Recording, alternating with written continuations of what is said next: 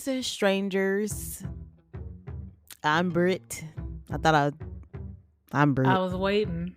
I tried to think of something I didn't have, I'm just Britt. And I'm Dee. And welcome to another episode of It's a Strange World After All. The podcast where we discuss true crime cases, the supernatural, urban legends, conspiracy theories, and all of the things that keep the world strange. Mm-hmm. Mm-hmm. You good? You done? Okay. Huh? What'd you say? You messed me up. Stank on you. Huh? Oh. I said, what you say? Stank on you? I was like, what you call me? We're just gonna have a compilation of these shirts. Oh yeah, we could do that. Because I plan on getting some more. Even though this one doesn't go with what we do. Because normally I try to wear like a movie tee. Oh yeah. But what was I about to say? Did you get that one from Hot Topic? Or Spencer's? No. I got this one from Journeys. Oh, that's another one that's been around. Oh, I know. I don't know if the youths shop there. Oh, yeah. So it is Women's History Month, and all month long we will be discussing cases involving women. Women's. Women's. Yeah. Women's. And Herstory. You just forgot Herstory Month. Oh, it is Women's Herstory Month. In today's episode, we discuss the death of 24-year-old African American Mitrice Richardson, who went missing after being in police custody. Now, this one is, I know we say all of them are frustrating, but man, this one is, when I was looking into this, even though I knew, what it was still like, really? Yeah. So this is what y'all, yeah. So this is what we get. This is all we get. That's what I just said. This is it. This all. Yep. Emphasis on African American, which will probably play into why this was it, why it happened the way that it did. Yep. And we do realize that if you're listening to this is technically the second week of Women's Herstory. But if you actually read the event details, you'll know basically what happened, that we were an episode behind for Black History Month, and it wasn't fair to not post that extra episode for Black History. Yeah. So, I mean, technically this is also Black Herstory. True. Yeah. Okay, is it called Lost Compassion? I don't know why I said compassion like that. Lost Compassion. I said compassion. Lost Compassion is the name of the documentary. Yes. Or have I even seen this? Hold on. I think, because we talked about it, because it was like long. It was a lot. It was a lot. It said it was on Netflix, but I don't know. Is it still on Netflix? The documentary? I don't think so. It said Lost Compassion Netflix. It's probably not anymore. Because I think that's how I saw it. Was on Netflix? Netflix, yeah. But that was years ago. Yeah, no, it's not on there. They have suggestions similar to like Unsolved Mysteries and Why Did You Kill Me? But yeah, I guess if you're trying to watch it, just look up Lost Compassion and see if you can find it anywhere. You might be able to watch it on YouTube or watch it in increments on YouTube. Yeah. Or try like Vimeo. How you pronounce that? Yeah. Vimeo? Vimeo? I'd never heard of that. Because I see that. Because it said it used to be on, because I thought I saw it on Prime 2. It said it used to be on Prime 2, but it's not on there anymore. Oh, I think that's where I saw it, was Amazon Prime, yeah. Or Daily Motion may have it. Oh, yeah. That's true. Okay. Let's get into it. Mitrice Richardson was born April 30th, 1985. She was raised by her mother, Latice, right? Yeah, I think so. Latice, because it's one of those names. It's like her mom's name and her biological father's name. Yeah. Okay. Wait, no. Right, because her dad's name is Michael. Is Michael. So I think that's where they got her name. Oh, like, yeah. Yeah. I was looking at the stepdad. I was like, wait, what? That don't make sense. Larry. She was raised by her mother, Latisse Sutton, and her stepfather, Larry Sutton, in Covina, California. Her biological father was Michael Richardson. Mitrice obtained a Bachelor of Arts degree in psychology in 2008 from California State University. On the evening of September 16, 2009, Mitrice Richardson arrived at Joffrey's restaurant in Malibu. Staff and patrons described Mitrice's behavior as bizarre. At some point, she randomly joined a larger party at another table. Mitrice was unable to pay her $89 bill. This, along with her behavior, led to the staff calling the police. The staff said she was talking strangely and said she was from Mars.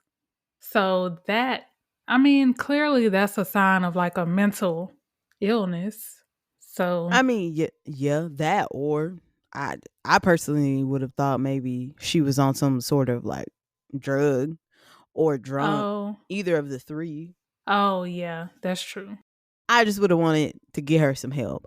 Yeah. At this point, I'm not really even worried about the bill. She needs some help. Yeah, but then one of the waiters or a waitress even offered to pay it. It was the manager that was like, yeah. I thought I remembered that in watching the documentary. Yeah. Okay. Sorry, it was a manager that was tripping, basically. Yeah, basically. And make sure I didn't mention this either. So she called her grandmother, I think, and she tried to pay the bill over the phone, and they wouldn't even let her do that. So that's twice that it could have been handled. Right. Which I get. I guess you not being able to take payment over the phone because it's like fraudulent. But what is this, 2009? You could have had, like, I've had a situation like that. And they were just like, well, take a picture. What were cell phones like in 2009? You could send pictures, right? In 2009? Yeah, that was my senior year. Hell yeah, you can send. Yeah. Heck yeah, you can send pictures in 2009. So yeah, they could have easily have even been like, okay, I don't know. Let me send a picture of your ID and the credit card. Yeah. But yeah, if they weren't willing to do that, like I've had a situation, I'm not going to call a friend out, their card, it was declining, and we're in college. We're all busted. Like none of us had the money to take care of them. So like what happened is, basically I think the server was like, well, I'm going to take care of it. Just make sure. Like they almost did like an IOU and was like, well, come back tomorrow. I'm going to take down like your information. If you don't come back, then I'm going to report it. Like they could have even done that. They could have done something. Yeah. As a deputy drove Mitrice through the Malibu Lost Hills Sheriff Station. So they came out, picked her up. Mm-hmm. Her mother, Latisse, called the station. She told a deputy she would come and get her that night if they planned to release her. In a recording of the conversation, so they have a recording of the conversation between her and a deputy. Latisse can be heard telling the deputy, I hate to wake up to a morning report of a girl lost somewhere with her head chopped off. And according to the records, that deputy never informed the watch commander about Latisse's call.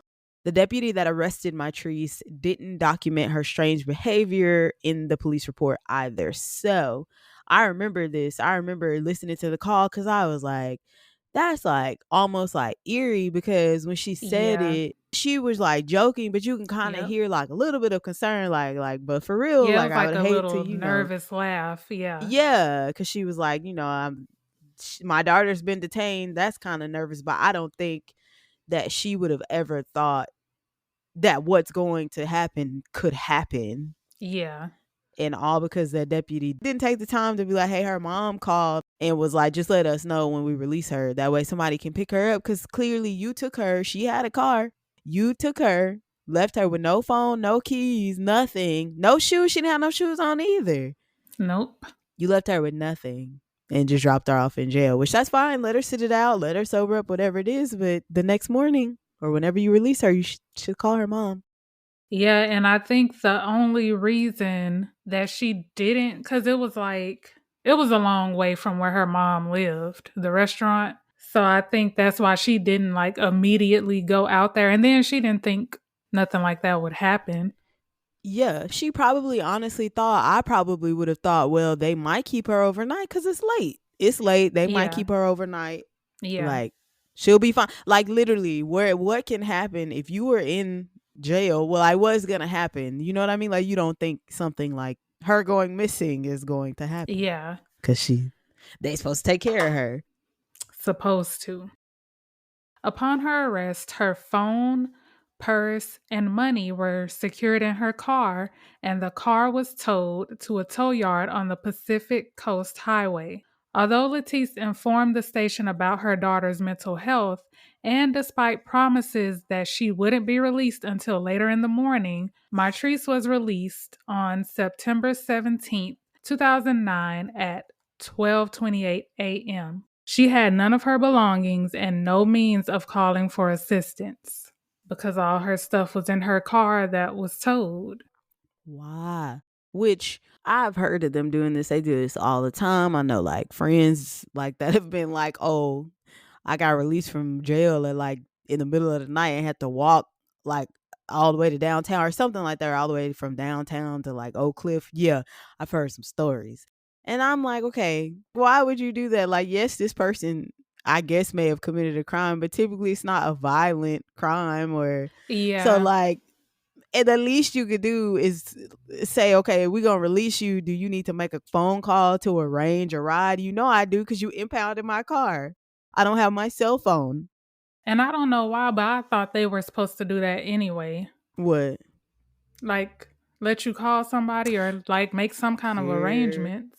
They probably are supposed to do that, but they don't. So maybe they're not. Maybe they're not required to do that. Because and then yes, at the very least, like, okay, you feel like men can protect themselves, whatever. Why would you do this to a woman? Why would you drop a woman off in the middle of the night knowing that women get snatched up anytime? First of all, women get snatched up any time of day when you're by yourself, but I'm definitely not going to leave you by yourself around midnight. Yeah. And you have nothing. Again, we know why. Because she's black. Mm-hmm. Because this never would have happened to Karen or Becky. No offense. Y'all can get mad at us if y'all want to, but like, let's be real. Because it would have been like, what was it? Like white woman syndrome? It's been like, oh my God, I can't believe. Syndrome. Yeah, missing. Yeah, I was going to say they're going to be mad now. They should have been mad a long time ago about us. I guess. We've been... This is true though. Like you cannot make this stuff up. Like unless you can show me something else, then yeah. But I get it. And wait, I'm sorry, especially because their mom also told them like, hey, she suffers, she has mental health issues. And so with that though, she told the officer on the phone, but he never told the people that released her. So ridiculous. So even though they still should have let her make some kind of arrangements, they didn't know that her mom even called, but they still should have let her use the phone or something. At the very least. Yeah. Spokesman for the Los Angeles County Sheriff's Department, Steve Whitmore, said Mitrice was released because she exhibited no signs of mental illness or intoxication. She was fine. She's an adult, is what he said. A few hours after her release, she was seen in the backyard of former KTLA news anchor Bill Smith in Montanito. When he opened his window and asked if she was okay, Mitrice told him that she was resting. He should have called. With that, I think he did. Okay, I was about to say, I think I remember. The articles that I got this stuff from, it was like bits and pieces missing. So I was like, well, I'm just do what I can. But I think what it was, he went to call the police, and then when he went back, she was already gone. Because, okay, I feel like I remember a police recording of a call, and he was like, yeah, she was walking back here. She didn't. And then even that, because it was like the way he was, because they were, I guess, asking him to describe her, and he was saying something like afro hair or so. I don't know what. But I was like, she didn't even have. No, not unless. Not that I know of. Unless he was trying to say she was African American. Maybe. But yeah, I remember that call though. Not unless she was natural because she wore her hair straight and like maybe she sweated it out. That was the only thing I was going to say. Oh. But I didn't want you to think I was joking. I was being serious. Oh, no. I mean, we know. We understand. Okay. Yeah. But I get what you're saying. It kind of sounded. I get what you're saying. Yeah. But I mean, he was doing what he was supposed to do. Yeah, he did the right thing.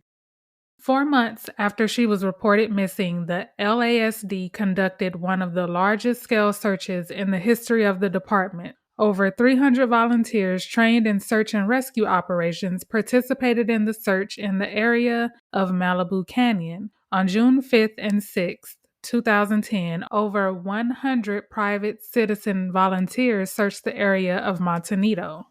Why they didn't search there in the first place? Why they go to Malibu Canyon? They probably were thinking that's the direction that she was headed in. So okay, I get it. Yeah, I was like, wait a minute, that's two different. And then I don't know anything about California because maybe they're like close. They talked about the mileage, which makes me regret not watching the documentary like right before, but that was like a stretch. It was not like a comfortable walk for sure. Nobody shouldn't have been walking it. They should have offered her a ride home to begin with. And then that was my note. I didn't even know that was my note. Yeah, I thought I was like, she said that's smooth. Because I was waiting on you. I was like, is this Brittany note? I just clicked on it. Mitrice's remains were not found, but searchers found racially and sexually offensive graffiti on the walls of a culvert in the canyon. The graffiti was freshly painted, and there were paint cans, brushes, and other potential evidence left at the scene. So they're thinking this is all connected, possibly. Yeah, I can't remember the connection, but they did explain it because I think they even showed it. Did they show it in the documentary? I believe so. And I think they explained like the connection because it was whatever it was like a black woman being, I don't know. I just remember it had to do with a black woman. But they were thinking that the person that probably did it did the graffiti. Right? Yeah. Okay. Yeah. On August 9th, 2010, state park rangers found Mitrice's half-mummified skeletal remains in a remote part of Dark Canyon. Her head had been separated from her body and her clothing had been removed. The first deputy that arrived at the scene waited 90 minutes before notifying the coroner's office. 2 helicopters were dispatched, one for the police and the other for the coroner's team. So, Dark Canyon, it's rumored that it's some shady stuff that goes on there still. Oh, kind of almost like the killing fields in Houston or outside of Houston? No. Like where people dump bodies? It was like, so there were rumors that women that were sex trafficked were taken there because they film a lot of porn there. How? Like, cause that's why I'm like, cause when they were talking about even her being able to navigate this. Yeah. And then there's like a lot of drug stuff, allegedly. Oh, interesting. That goes on over there. Yeah. Yeah, I was saying, who out there doing stuff like that? Cause where they found her, it was like, for one, they had to, well, they also probably didn't want to disturb her body, but they had to, like you said, they had to airlift. I don't know why I couldn't think of the term. But they had to get the helicopter. Why did it take them 90 minutes before getting the coroner out there? That's also a thing. Like, that's a little weird. That is weird. Maybe they were trying to find some more evidence. I don't know. I have no idea. Yeah. I just know that was one of those things that was like, how'd she get there? Or did somebody dump her there?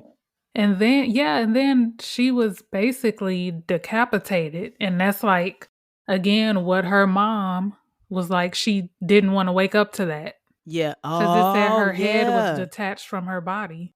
Yep. That is true. I didn't even think about that. Yeah. I thought that's where you were going when you said, because you were like, it was eerie. No, I Oh, forgot that she was decapitated. I just remember how they found her body and then that her clothes were removed. Because they were yeah. talking about that too. Like, how could that have happened? Because they kept trying to say that she just like got swept up or something like that. But then it was like, well, how did all this other stuff How? happen to her Yeah. body? The police arrived at the scene quickly, but the coroner's team waited for hours for the helicopter. After spending 6.5 hours at the scene, the police packed up Mitrice's remains and transported them back to the station, going against the instructions of the coroner. They were advised to protect the scene until professionals could investigate. Deputies also left behind several of Mitrice's bones, which is one of the reasons why I feel like they are shady pants.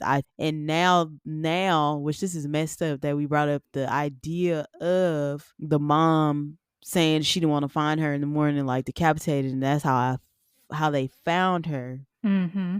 And I would hope that people are not that cruel, but I don't put it past them. That's crazy. Yeah. Now I feel like it was an inside job. Exactly. And then this whole thing, okay, the coroners were, I feel like they were trying to do their job, but like, where was their helicopter? Because it was 2 helicopters, one for the police and one for them. The police got there and waited 6.5 hours. And then I guess they felt like they were tired of waiting and they just packed up what they felt like taking and left. They should have got in trouble. They should have been suspended for that. That's like, why would you do that? It's a crime scene. Yeah. Why would you do that? Yeah. So you already have them waiting 90 minutes to even like report it. Then this. And then they left some of her bones. Like what? I don't know. Speaking of, state penal code in California makes it a violation to wait 90 minutes before reporting human remains. Oh. There's that. It is also a violation to move a body from the place of death without the permission of the coroner or the coroner's appointed deputy. Regardless of whether you're a civilian or a police officer. Yeah. Because the officers had contaminated the crime scene, it was nearly impossible to determine what happened to Mitrice. The level of incompetence. Yeah. Is just crazy. And then, I don't know. What? Like, how do y'all violate everything? Like, y'all supposed to know what y'all doing unless y'all did this on purpose. That's what I was gonna say. You either didn't give a crap, or it's not far-fetched to have a theory that they were involved in this in some way. That's what I think, but we'll get to that at the end. Lieutenant Rawson and Captain Smith of the LASD said the officers at the scene pulled Mitrice's fully intact corpse out of the ground by her head, which resulted in her skull detaching from her body. However, this was debunked by a picture taken by one of the rangers of the crime scene before the deputies arrived. In the picture, Mitrice's skull is seen resting upside down without its mandible on the upper torso. So now they, on top of everything else, they lying. And then why would you try to pull, like, why would you try to do that? Yeah, because you shouldn't have been touching it in the first place. Lord, I don't even know what to say. Are they rookies or what's going on? Because why would you lie? Like you said, why would you lie about that? That's smelling real fishy. Yep. For you to lie about something like that. And then you lying, and then it's receipts. So they literally have pictures. So why would you lie? Maybe they didn't think about that. They're supposed to be smart enough to think about stuff like that. They are supposed to be. The operative word being supposed to be. Regarding her clothes, Lieutenant Rawson stated that animals had removed them. Unless they were ripped off, I don't know. And what kind of animals do they have out there? They probably got like coyotes, mountain lions. Yeah. Like they probably do have animals that would disturb like a corpse or something like that. But like you said, unless they were ripped off, which I don't think that they were ripped off. I think they don't were either. taken off. Yeah. Like it looked like somebody removed them. Because another theory was that she herself removed her own clothes, and her mom was like, "Why would she do that?" Yeah, so much. Clea Koff, a forensic anthropologist who assisted on the case, said that her clothes showed no signs of being exposed to the elements for 11 months. Interesting. Yeah, because that doesn't make sense either, because you would think her clothes would be like messed up or ripped if animals did take them off. Right. Something would have been wrong with her clothes. And where were her clothes? Were they like right next to... Hold on. I think they were further away because again they were still trying to keep the narrative that she probably wandered out there by herself. She probably took her clothes off. Yeah. Maybe she got swept up by some like body of, I forgot what it was, like water or something like that, and that's what happened. But yeah, it's so much wrong with this. Mitrice's death was deemed not to be a homicide, and there was no foul play, even though residents reportedly heard screams in that area several nights after she disappeared. So I wonder if these people called the police. Oh. And they or just if they didn't. were just interviewed. Yeah. After the fact. No, I'm saying at the time, did these people call the police and was it even investigated? Yeah, I get what you were saying. I'm saying I don't know. It could also be, though, that they interviewed people in the area after they found her body. And they were like, oh, actually. But no, you might be right. I don't put it past them to get calls and not do anything about it. I don't know. Okay. So Letice, Mitrice's mom, asked to see the surveillance tapes from the station the night Mitrice was released. She was told that no surveillance camera actually records and that their sole purpose is monitoring. Lies. I feel like Candy, you know that gif of Candy at the reunion of the Real Housewives when she was like, the lies. Oh, that's how I feel. The lies. So they're saying, because I was about to say monitoring and surveilling is the same thing, but I guess they're saying like it's only meant to, I guess, when they're there for them to look at the time. Yeah, I think that there's someone probably behind the desk the whole time or wherever they have their screens. Yeah. Like security. Yeah, like how a security guard. Sometimes. I just feel like that was an excuse. Because how many times have we heard this and then out of nowhere footage just appears? It manifests itself. So because there was footage, they just never released it. They described it, but so again, they lied. There was footage. And the next statement is this was a lie. Well, so this correct. You are correct. This was a lie, and the video of Mitrice spent 3 months in Captain Thomas Martin's desk drawer while he denied it existed. What are you hiding, Captain Thomas Martin? It's ridiculous. So when the family was finally allowed to see the tape, it had been edited.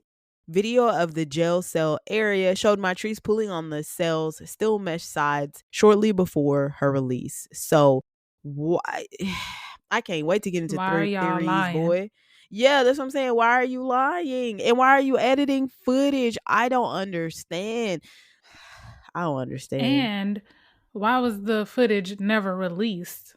Because they needed time to edit it. Oh, you saying? No, I'm saying it still hasn't been released. Oh, I don't know. Maybe because somebody will probably find something wrong with it. I don't understand. I don't understand either. It's upsetting. It is upsetting. Yeah. It's like, did y'all do something to this young lady? That's what I'm leaning towards because of this. Okay.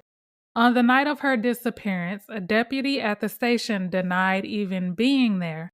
However, he could be seen on the surveillance video leaving 2 minutes after Mitrice. Again, with the lies. Yeah. Like, what? Why are y'all lying? And then every single time they lie, it's proof. Like, it's Yeah. proof. Like, why would y'all lie?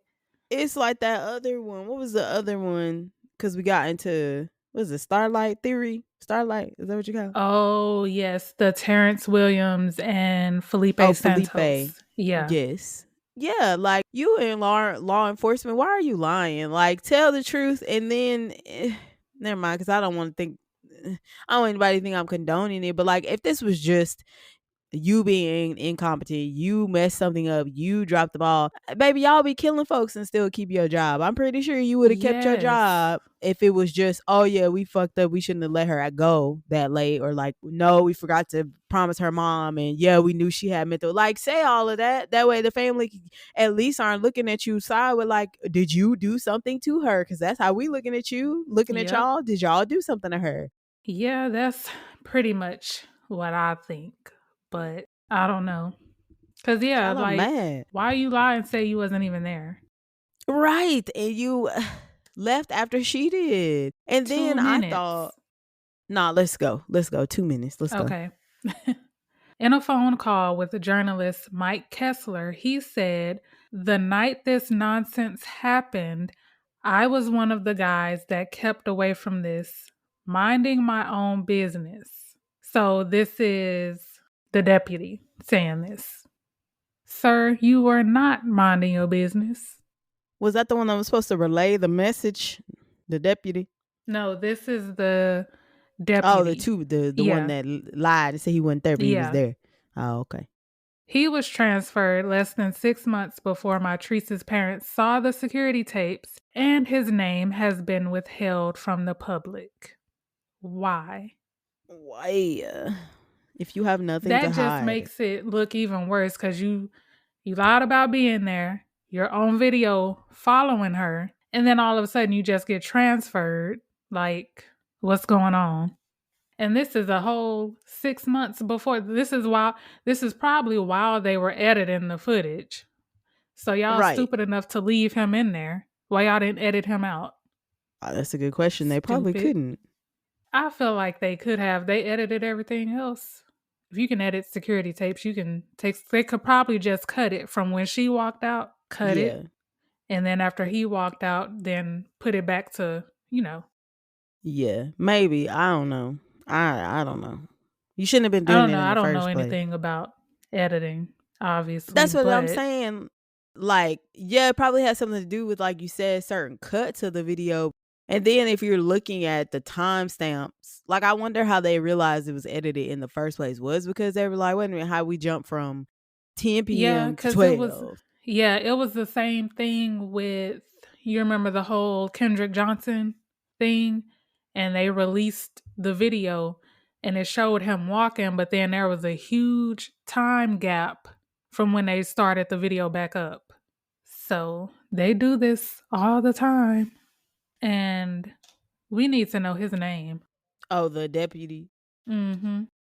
Mitrice's family has filed several lawsuits against the LASD for releasing her from jail. They should be hit with a, what is like a wrongful death suit. Yeah. They really should. They claim she was experiencing severe bipolar disorder at the time and should never have been released. Mitrice's girlfriend, Tessa Moon, denied claims that she had any mental illness, that Mitrice had any mental illness. Mm-hmm. Yeah. In 2011, her parents were awarded $450,000 each, which after lawyers' fees ain't Yeah, I was gonna say, nothing. yeah. That is nothing. And then her dad, like, we never really mentioned him, but wasn't he? It was weird because there was a sighting. Somebody said they saw her in Vegas, I want to Yep. say, and Mm-hmm. he went to Vegas. And did he find the woman or something? No, no, no, no. Because I think it was something like somebody like yelled out her name, and then she like turned around, but then just kept going or something like that. And that's when they, Yeah. I guess, reported it. And then the dad went out there. But Went to go check it out. yeah, I remember that, but then I remember it being like a dead end.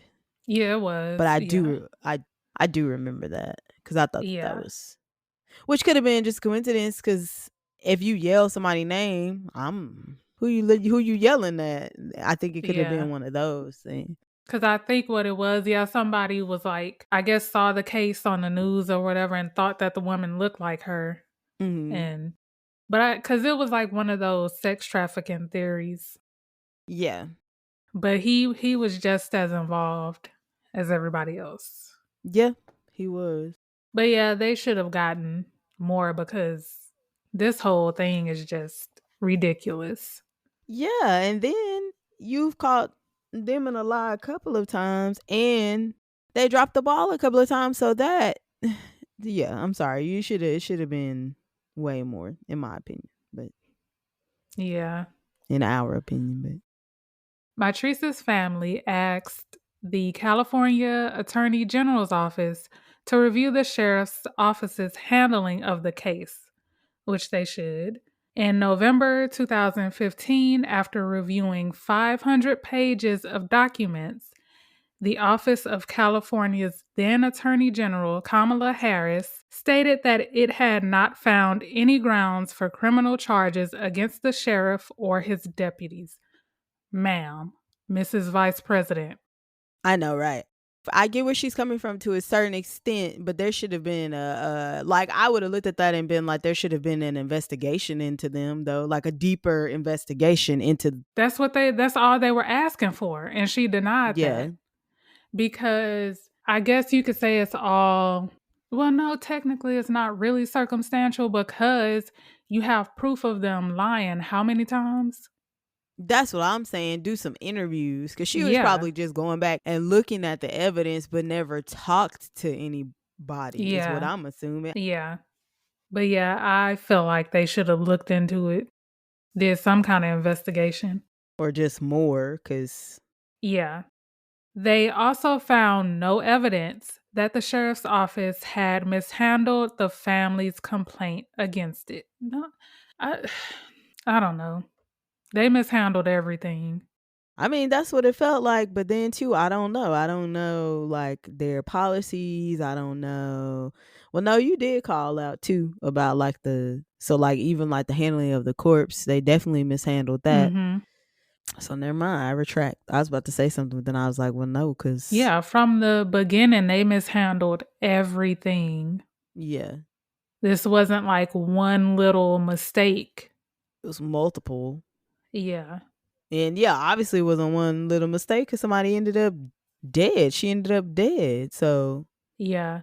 And then I wish we had like a lie counter. Like every time they lied, a little ding you could or something. Yeah. Yeah. Because again, every single time they lied, there were receipts. There was proof going against what they said. So yes. Every single time. In January 2016, the California Attorney General's office reversed itself and began a criminal investigation of the case. Thank you. Yeah. On December 30th, 2016, they concluded that there was insufficient evidence to support criminal prosecution of anyone involved in the handling of the case. So I just don't get it.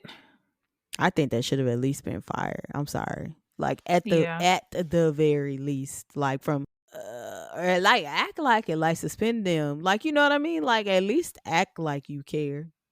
Yeah, a little bit. But I mean, we see this all the time, unfortunately. Former LA County Sheriff Lee Baca oversaw the department when Mitrice went missing and after she was found dead. He has been accused of lying to the FBI about inmate abuse, corruption, and celebrity favoritism. What else do you need? Yeah. As of 2020, Lee Baca is serving a 3-year sentence for obstructing a federal investigation into his department's violent jail system. There you go. Dang. So he went to jail. Yeah, he should be getting out this year. Dang. That's all you can say, because it's like, what is going on? Yeah. Like, this is just blatant. Like, it's like, well, I guess they don't care no more, but at least back then, like you said, they, act like you doing something. Yeah, be like, oh, I'm gonna suspend him without pay for Yeah. during this investigation while the investigation is going on. Like, make us feel better. Yeah, now they do not care. Latisse now suffers from debilitating anxiety and depression. She feels guilty for not rushing to the police station as soon as she found out about Mitrice's arrest. Mitrice's case remains unsolved, but her father, Michael, is still fighting to get her case reinvestigated. Yeah, both of them are, but it's like it's only so much she can do because of how she feels. Oh, yeah, So nobody's the to dad is blame like, her at yeah, all. yeah, At all. yeah. So the dad, Michael, has kind of like taken over everything so she Yeah. can, work on her, mental Mental health. health. Yeah. Final thoughts. It shouldn't. I'll go first. And then I feel like lately we've been saying our final thoughts and stuff throughout, but from the beginning, it's giving cover up. You're lying from the beginning, like about everything. And then the whole way they did like the crime scene. Why is it taking so long to get all this done? Why did y'all move her body? Why did y'all leave parts of her bones? Like, why would y'all do that and not wait on the coroner? So, from what I remember, the coroner's office basically, I think they did file a complaint against them because of what they did. So, they were doing their Yeah. jobs. It was the police from the beginning. Like, what are y'all doing? Trying to cover something up. Yeah. And I want to know who the officer was that followed her. Oh, yeah, because they didn't release his name. Yeah. Because I'm thinking he did something, allegedly did something to her. Because why would you lie about being there and clearly you're on camera?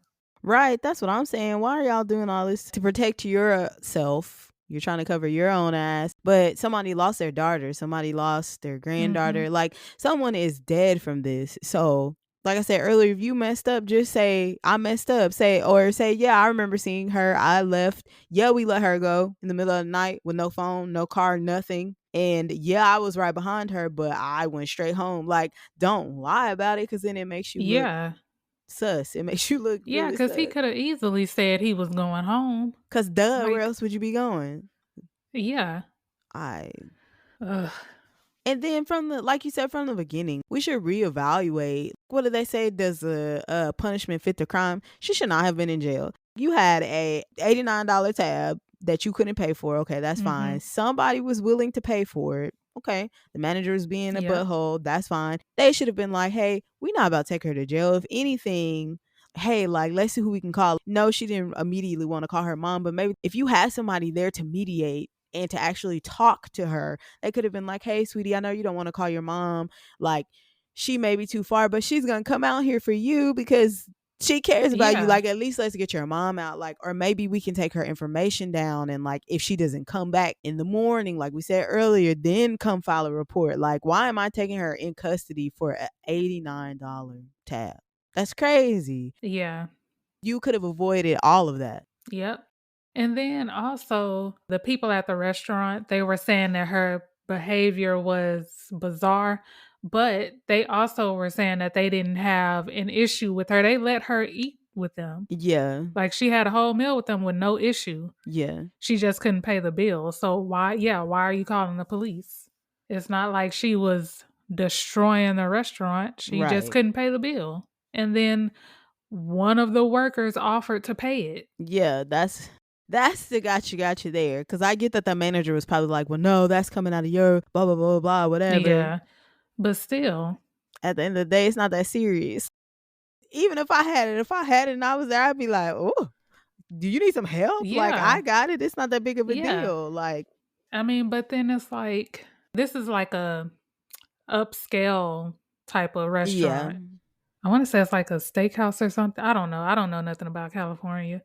But again, Her being a Black woman could have had something to do with it. Could have. With the manager not wanting it to be. Because, I mean, all of this could have been avoided if you would have just let the person pay for her bill. From John. Also, yeah, don't, if somebody's parent calls, like, yes, she's an adult, but like, she's telling you, hey, my child has a history of mental illness. Yep. Like, I would hate for something to happen to her. Like, oh my God, I cannot even imagine. And I'm about to start my period too, so I just feel I'm real emotional. I had to slip it back in because I was like, I just cannot imagine how her mom feels. Like, yep. The fact that what happened to her was exactly what she said she didn't want to happen to her. That's just going too far. Because we probably had the same theory. What if that cop did and he heard, like, he was there, he knew what she said, and they found her exactly like how she described it? Yeah. That's not far-fetched at all. Like, and then allegedly. Allegedly. I mean, his name ain't even released, so F him. Like, who are we protecting because they didn't even release his name? Like, oh, that's true. We're protecting us. Oh, allegedly, whatever. Yeah. No, I was thinking that too, because I was thinking that whoever did this probably kidnapped her, sexually abused her, kept her for a couple of days, then dumped her body. Like, because even if they had dumped it the same night, it probably would have been like, like, maybe it was one of those police officers, but I'm still just like, okay, all this is happening and you guys keep lying and covering it up. Let's just say maybe it is because they don't want to seem dumb or get in trouble, but there's a possibility that one deputy did have something to do with this, like, especially when you get back into what's that, Starlight, I said it earlier, like that theory, because I thought it came up that somebody mentioned that a deputy possibly gave her a ride to somewhere, and I think it was him. And then you said where she was found is hard to get to. Yeah. So it's possible that even if he didn't kill her, but it's possible that he did leave her stranded, that he dumped her out there to fend for herself. So you're responsible. Yep.